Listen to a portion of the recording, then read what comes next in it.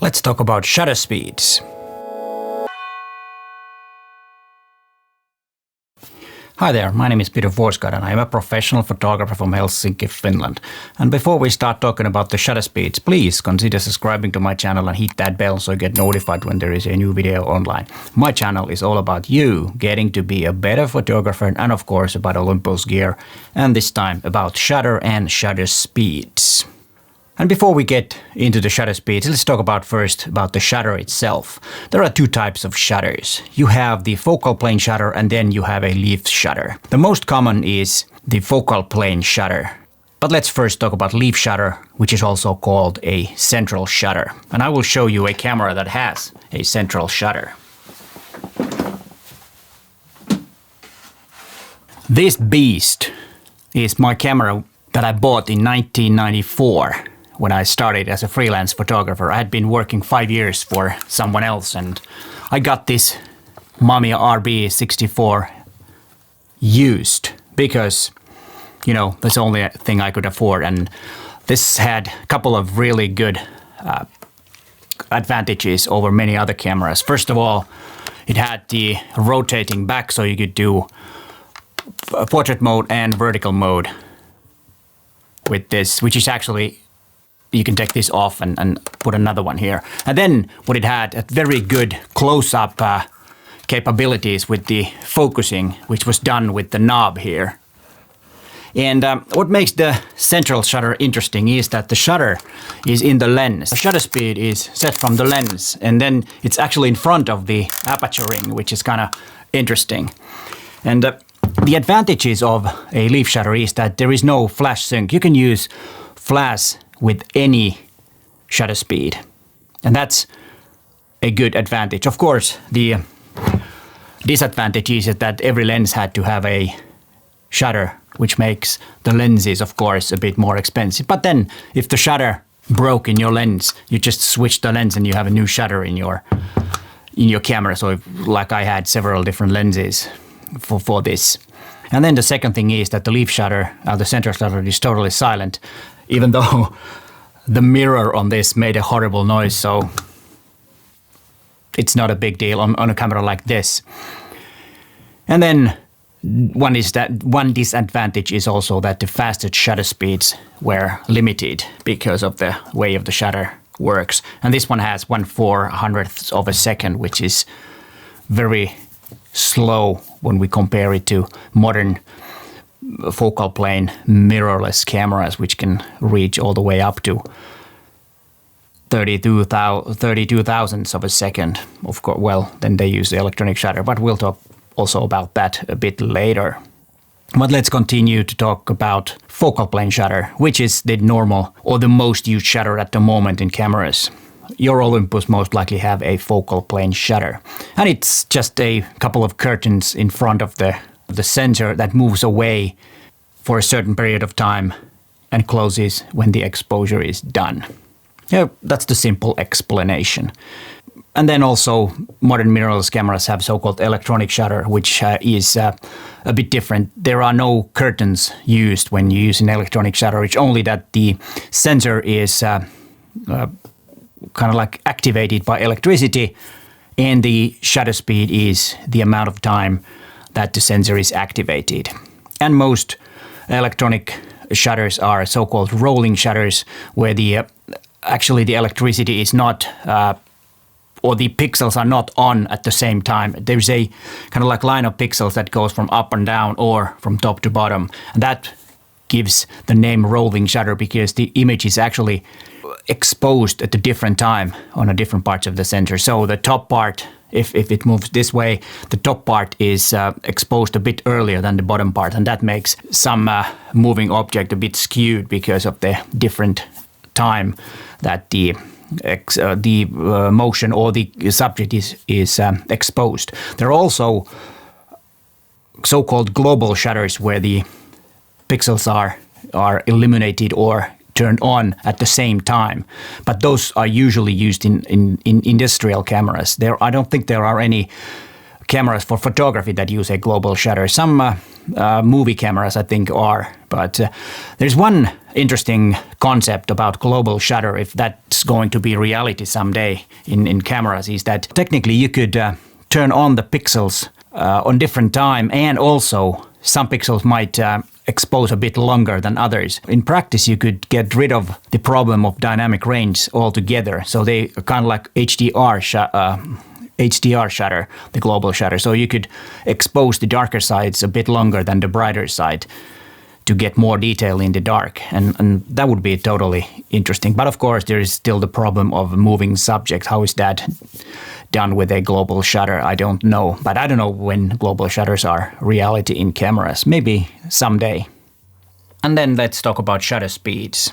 As you probably already know, is that shutter speeds are one way of controlling the light that enters the sensor. That was, quite obvious. And as I said, you probably know that already. But then there is another role for the shutter speed, and that is about storytelling. What you want to show and how you will record the motion on your image. The longer the shutter speed, the more motion blur there is in your image. There is no right or wrong on this one. It's up to you. What is your intention? How you want to show the motion? And that is why it's important to understand the different shutter speeds so that you can choose the right one. And here are some examples of different things moving and with different shutter speeds. Just for the purpose of showing how the shutter speed works, not masterpieces of photography. But let's look at the images.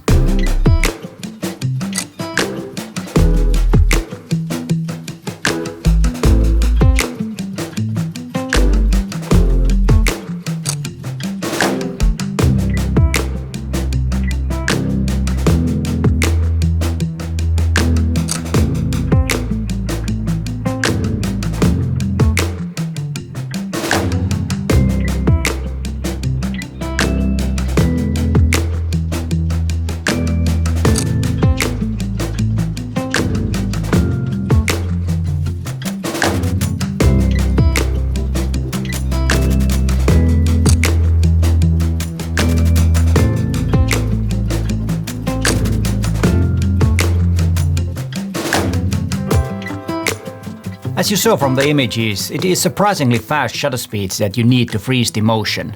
And as I said, it's up to you if you want to freeze the motion. Motion blur might be a good thing. It might tell you more of a story, more about the speed. And remember that you can also use the longer shutter speed so that you're panning your subject so that the motion blur is in the background. And you have for example, the car is tack sharp, but the background is moving because you're moving the camera. And that's a very good way. And then you usually need a bit longer shutter speeds to get a good motion blur. Just, a slight motion blur on the background doesn't look that good. But if you have, let's say, like a half a second and you can pan, let's say, like a car or a cyclist, then the image looks good. And there is a feel of motion. And that is something that you might need to practice a bit to get the subject to be really sharp. Because if the camera isn't moving at the same speed as the subject, then you might have some motion blur on the subject. But it also depends on what you want your image to look like. But you have to remember that you cannot choose the shutter speed freely. It always depends on the amount of light there is in the scene. But of course, nowadays that we can also raise up the ISO to pretty high numbers, there is more room for adjustments on aperture and shutter speeds. If we compare it to the film era when we had, usually ISO was fixed. It was the film that we put in the camera, and then very high ISO films did not exist. 3200 T-Max black and white film was probably one of the fastest films that you could actually use. Most common films were up to 400 ISO or ASA, as it was called back then. And then there's one thing that we have to remember is that motion blur and camera shake are two different things. Camera shake occurs when the shutter speed is too long for you to hold your camera steady, handheld. You just, the camera is moving while it making the exposure. And during the exposure time, the camera should be as steady as possible. It used to be a rule of thumb that the fastest shutter speed you can use is equal to your focal length. So if you had a 50mm standard lens on your 35mm SLR, the fastest shutter speed was 1/60th of a second that you could use handheld. Of course, this varies, it depends on how steady your hands are and how carefully you hold your camera and how smoothly you press your shutter button. But it was a good rule of thumbs. But that's obsolete now because we have image stabilizing in the body, and then also some lenses have image stabilizing. And that makes it possible to have even several second long exposure times or shutter speeds. And I want to know, what is your longest shutter speed that you have used handheld and still gotten a tacked sharp image? I can do about 2 to 3 seconds with a 12mm lens on my EM1 Mark III. That's pretty good. It's astonishing if we compare it to the old times when I had a 24mm lens on my SLR. I could go about 1/20th of a second, which is quite a lot faster than 2 to 3 seconds. And that's why I love technology on that. It helps us to make better images.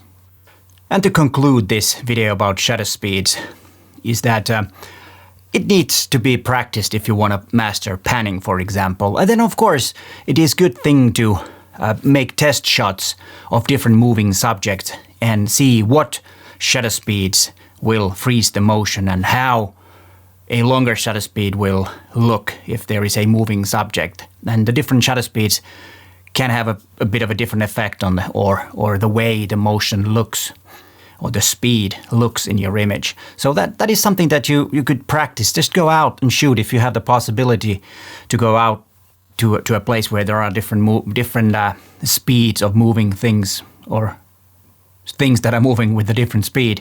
Then go and practice that. And when you have the EXIF information, you can see what your shutter speed was used. And then you can see how it is. And then next time you need to do something, you know exactly what the shutter speed should be when you are shooting or photographing a moving subject. And you might want to watch some more information about electronic shutter. In my silent shutter video is more information about that, and you might want to watch that next. But hey, thanks for watching, and bye for now.